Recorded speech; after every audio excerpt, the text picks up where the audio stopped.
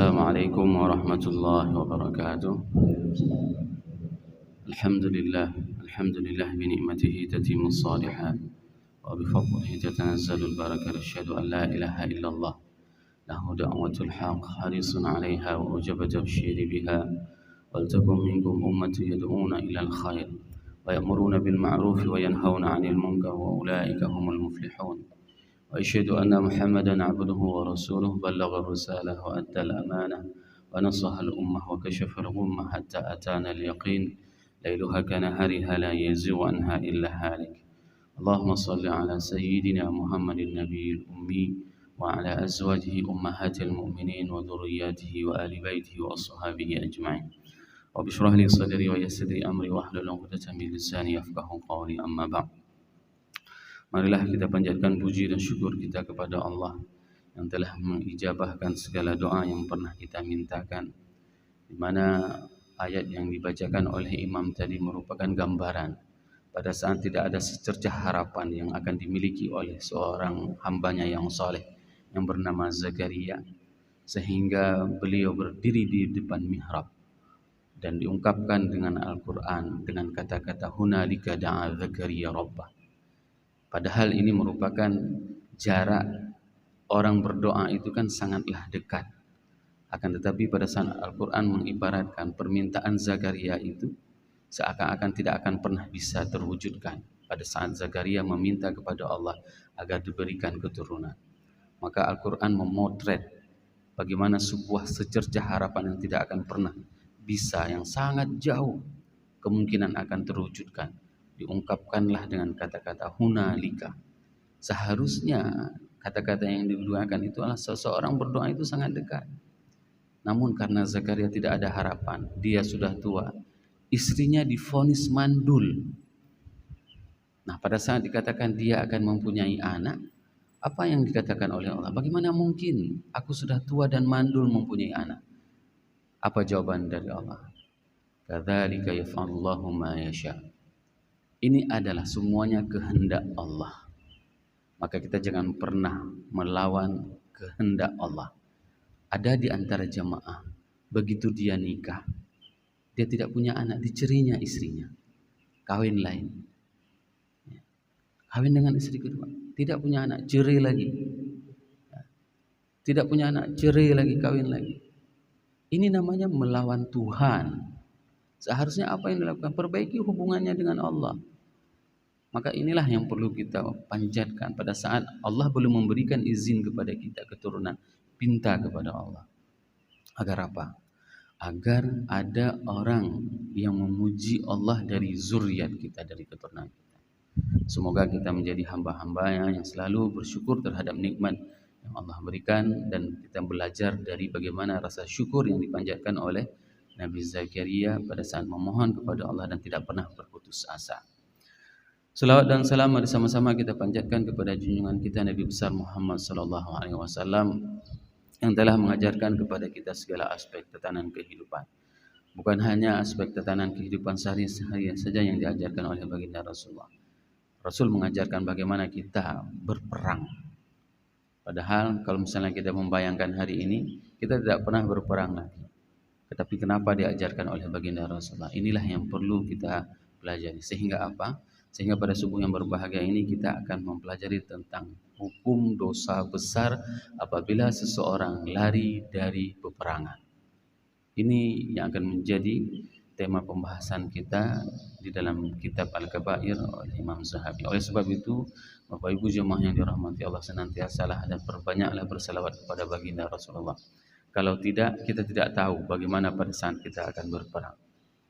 Tentu semua orang akan lari pada saat berperang. Kenapa? Perperangan itu merupakan sesuatu yang sangat-sangat mengerikan. Maka perbanyaklah berselawat kepada baginda Rasulullah SAW agar apa? Agar kita diberikan keyakinan, ketabahan, ketaatan dan kesabaran sehingga kita dapat menjalankan syariat yang diperintahkan oleh Allah ini, dan kita akan diberikan syafaat oleh baginda Rasulullah SAW dan akan disuguhkan air dari telaga Kautsar dari tangan mulia tersebut. Allahumma amin. Bapak Ibu jemaah yang dirahmati Allah, Imam Az-Zahabi menjelaskan di dalam kitabnya Al-Kabair, dosa besar yang ke-11, itu adalah lari dari medan perang. Beliau mengungkapkan firman Allah dalam surat Al-Anfal ayat 15-16 yang berbunyi a'udzubillahi minasyaitonirrajim bismillahirrahmanirrahim ya ayyuhalladzina amanu idza laqitumul ladzina kafaru zahfan fala tuwalluhumul adbar wa man yuwallihim yawma idzin duburuhu illa mutaharrifan liqitalin aw mutahayyizan ila fi'atin faqad ba'a bighadabin minallahi wa ma'wahu jahannam wa bi'sal masir. Shadaqallahul azim. Dua ayat ini memberikan gambaran yang sangat jelas kepada kita semuanya, Bapak Ibu jemaah yang dirahmati Allah, di mana Allah memanggil, ya ayyuhalladzina amanu, wahai orang-orang yang beriman, idza laqitumul ladzina kafaru, apabila kalian berhadapan dengan orang-orang kafir zahfan dalam medan peperangan, fala tuwalluhumul adbar, janganlah kalian melarikan diri. Wa man yuwallihim yawma idzin duburuhu, dan barang siapa pada saat itu melarikan diri, illa, kecuali mutaharrifan liqital, mereka mempunyai strategi dalam berperang, bukan lari tapi hanya memutar atau bagaimana caranya mundur tapi untuk menyerang kembali. Itu yang dinamakan dengan illa mutaharrifan liqital au mutahayyizan ila fi'ah, ataupun mereka menggabungkan diri dengan kelompok yang lain. Ada dua yang dibenarkan pada saat berperang, yaitu berputar dengan sebuah strategi baru, atau dalam istilah kerennya hit and run, serang lari, nanti serang lagi lari. Itulah yang dinamakan dengan gerilya. Itu dibenarkan. Au mutahayyizan ila fi'atin, atau bergabung dengan kelompok yang lain, dengan sayap yang lain, faqad ba'a bighadabin minallah. Yang pertama, itu adalah dimurkai oleh Allah. Itu yang pertama. Siapapun yang lari dari medan perang, maka itu akan dimurkai oleh Allah. Wa ma'wahu jahannam, dan tempatnya itu adalah neraka jahannam. Wa bi'sal masir, dan seburuk-buruk tempat kembali. Tiga hal konsekuensi seseorang apabila dia lari dari medan perang. Ini merupakan ayat yang diturunkan menurut Ibnu Abbas, menjelaskan bahwasanya ayat ini diturunkan tentang kewajiban untuk berjihad di jalan Allah. Ketentuannya sampai dengan hari akhirat. Ketentuannya sampai dengan hari akhirat. Turunnya kapan? Pada saat perang Badar. Dimulai dari perang Badar sampai dengan hari akhirat, jihad itu masih tetap wajib. Namun, ini yang menariknya, namun kita tidak pernah disuruh untuk berangan-angan bertemu dengan musuh. Itu hebatnya Islam. Jangan pernah berangan-angan untuk ketemu sama musuh. Tapi kalau sudah ketemu, jangan lari. Nah, bermagam betul. Nah, kalau sudah ketemu tidak boleh lari. Nah, ada hal yang menarik Bapak Ibu jemaah yang dirahmati Allah. Di ayat yang ke-17 itu Allah tunjukkan bagaimana konsekuensi pada saat kita benar-benar berjihad di jalan Allah. Pada saat umat Islam itu berjihad di jalan Allah, maka itu semuanya adalah urusan Allah, bukan lagi urusan kita. Ini hebatnya kita. Karena apa? Karena kalau saya sering menceritakan, kalau segi kekuatan itu kita sering sekali kalah. Umat Islam dalam semua peperangan boleh dilihat, kekuatannya itu jumlahnya itu sangat sedikit. Kekuatan artilerinya itu sangat lemah. Misalnya dalam perang Badar, umat Islam hanya punya 3 kuda. Coba bayangkan. Dengan jumlah pasukan 314 orang. Musuh 1000 lebih. Dengan kuda puluhan ekor dan unta puluhan ekor. Ratusan unta. Jadi kalau dari segi kesiapan perangkat perang, alat perang, itu kita jauh kalah semuanya dalam semua peperangan, kecuali perang Hunain. Kecuali perang Hunain, umat Islam yang paling banyak. Umat Islam paling banyak pasukannya. Sehingga apa? Mereka menganggap dirinya, kecil nih, bisa kita kalahkan nih orang-orang. Tapi apa yang terjadi? Pada saat mereka membanggakan dengan jumlah yang sangat besar, tapi mereka hampir saja, nyaris saja kalah. Inilah yang dikatakan oleh Allah di dalam ayat yang ke-17, di mana Allah berfirman, "Falam taqtuluhum." Bukan kalian yang membunuh musuh kalian. Walakinnallaha qatalahum. Akan tetapi Allah lah yang membunuh mereka. Wa ma ramaita iz ramaita walakinnallaha rama. Dan bukan kalian yang memanah, akan tetapi yang memanah itu adalah pasukan Allah. Liyubliyal mu'minina minhu bala'an hasana. Innallaha sami'un alim. Inilah ujian kepada orang mukmin dengan ujian yang terindah. Bagaimana ujiannya? Dia berperang di jalan Allah dan dia akan mendapatkan surga. Bukankah ini sesuatu yang sangat luar biasa? Kita diuji, tapi ujian kita itu adalah balasannya surga. Balasannya itu adalah surga. Saya sering menceritakan dalam beberapa kisah. Contoh misalnya pada perang Uhud. Pada perang Uhud itu ada salah seorang orang tua yang umurnya sudah lewat 60 tahun. Dan dia tidak diberikan istilahnya izin oleh anak-anaknya, tapi dia ingin berperang. Dan apa yang terjadi pada saat Abdullah bin Haram, ini adalah ayahnya Jabir bin Abdullah, meninggal dunia di dalam perang Uhud. Apa yang dikatakan? Jabir menangis. Wajar seorang anak pada saat kehilangan orang tua menangis. Yang tidak boleh meratapi. Kalau menangis mengeluarkan air mata wajar, karena itu ayah kita, orang yang kita cintai, kehilangan di medan perang, dan hilangnya sangat sadis. Hidungnya dipotong, kupingnya dipotong, giginya dicabut, matanya dicongkel, dimutilasi sama orang-orang kafir. Kenapa? Karena mereka membalas dendam terhadap kejadian perang Badar. Menangis Jabir melihat adanya Abdullah bin Haram. Pada saat itu Rasul mendatangi Jabir, "Wahai Jabir, aku barusan ketemu sama Allah dan menceritakan tentang perihal ayahmu." Apa yang dikatakan oleh Rasul kepada Jabir? Ayahmu berbicara dengan Allah kifahan, tanpa ada tirai. Coba bayangkan, semua orang yang meninggal jihad di jalan Allah itu akan berbicara dengan Allah langsung, ruhnya akan dinaikkan langsung, akan bertemu sama Allah, tapi kifahan, tapi ada tirai. Berbeda dengan ayahmu, wahai Jabir. Ayahmu berdialog dengan Allah kifahan, tidak ada tirai. Pada saat itu Allah menanyakan kepada ayahmu, "Apa yang engkau minta wahai Abdullah bin Haram? Pintalah." Maka Abdullah bin Haram pada saat itu meminta kepada Allah, "Ya Allah, berikanlah aku nyawa sekali lagi, biar aku bisa berjihad di jalan Allah dan mati di jalan Allah seperti ini." Begitulah indahnya meninggal jihad fisabilillah.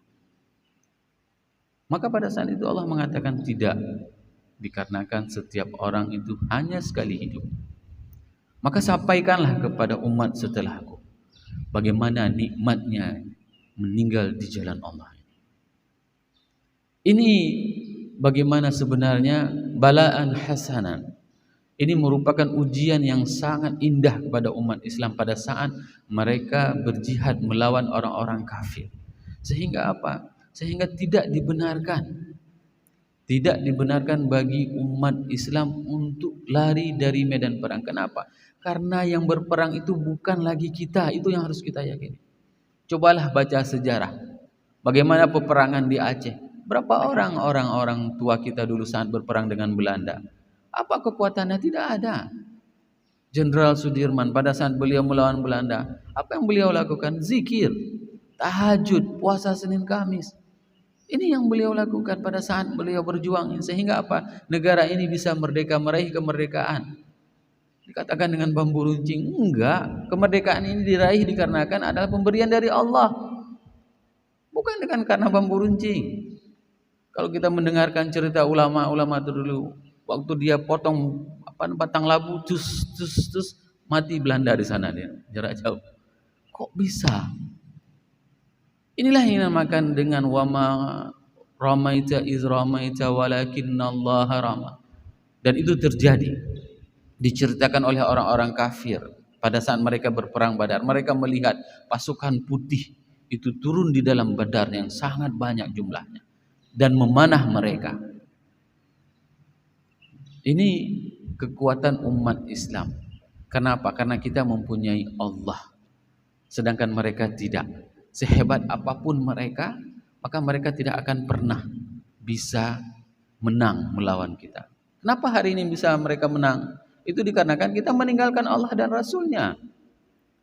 Saya ingin ceritakan bagaimana ketaatan orang-orang sahabat tersebut pada saat mereka membuka Mesir, Futuhul Mas, diceritakan di dalam kitab. Hampir sekian hari Mesir itu tidak bisa dimasuki, diterobosi.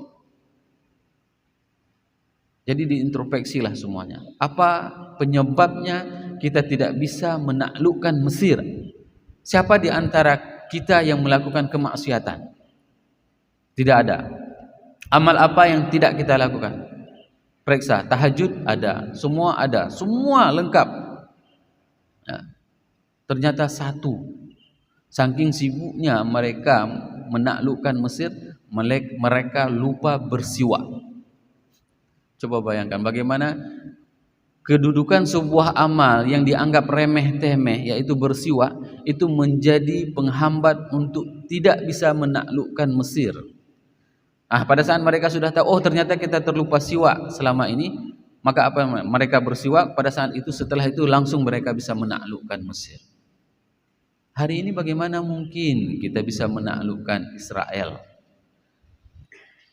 Salat subuh saja kita segini orangnya. Muhammad Fatih itu mempersiapkan generasi terbaik, pasukan terbaik. Caranya apa? Ya seperti ini. Salat subuhnya seperti salat hari raya. Salat subuhnya seperti salat hari raya. Salat tahajudnya seperti salat Jumat. Salat tahajud pasukannya yang puluhan ribu itu, salat tahajudnya seperti salat Jumat. Sehingga apa? Mustahil bagi orang-orang kafir pada saat itu mereka bisa melihat kapal-kapal perang itu bisa menyeberangi gunung. Bagaimana caranya? Karena mereka sudah terbiasa salat tahajud, maka tidak menjadi masalah lagi. Jadi kapal itu diangkat melalui gunung yang jaraknya kiloan meter, menyeberangi sehingga memasuki ke dalam Teluk Konstantinopel, sehingga bisa menyerang orang-orang kafir. Bapak Ibu jemaah yang dirahmati Allah, berbeda dengan umat Bani Israel pada saat diajak berperang, ya, mereka itu sama sekali tidak setia kepada Nabi Musa. Ya. Dan ini diungkapkan di dalam surat Al-Maidah ayat 24 yang berbunyi, A'udzubillahi minasyaitonirrajim, Bismillahirrahmanirrahim. Qalu ya Musa inna lan nadkhulaha abadan ma damu fiha. Fadhhab anta wa rabbuka faqatila innaha huna qa'idun. Coba bayangkan bagaimana bandelnya Bani Israel tersebut. Qalu ya Musa, mereka berkata, wahai Musa. Dia panggil nabinya ya Musa. Ya. Ini suatu pelecehan, ya. Kaumnya memanggil nabinya ya Musa.